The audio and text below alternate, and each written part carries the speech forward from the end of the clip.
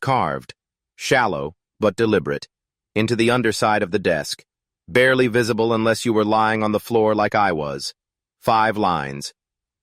Don't leave after dark. Don't answer the ladder. Don't look at its hands. Don't speak your name. And whatever you do, don't open the trapdoor. My stomach turned. I hadn't carved that. I hadn't even touched the desk. I stared at it for a long time, then radioed it in. HQ told me I was probably reading old graffiti.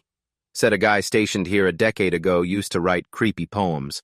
Laughed it off and reminded me I was 100 miles from the nearest person.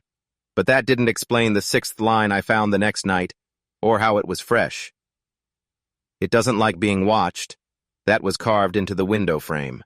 Same jagged strokes. I started leaving the lights on after that. All night. Every bulb. Even the flashlight. But around midnight, the power flickered. And then I heard it. Knocking.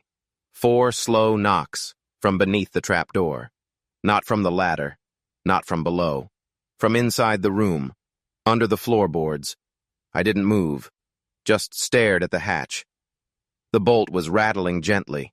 Not forced. Just tested. The way someone might turn a doorknob to see if it's locked. Then a voice whispered my name. Not shouted. Whispered. Like someone was lying just beneath the wood, mouth pressed to the grain. And it sounded like me.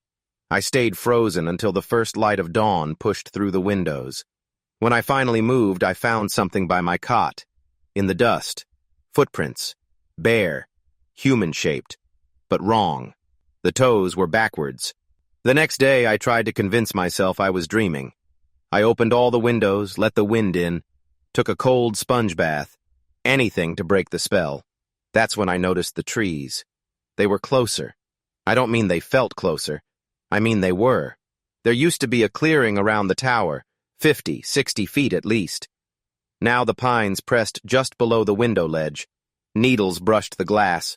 And that's when I found the photo. Folded and wedged between 2 floorboards near the cot. It was black and white, faded, curled with age. It showed the tower, taken from a distance, maybe the edge of the tree line.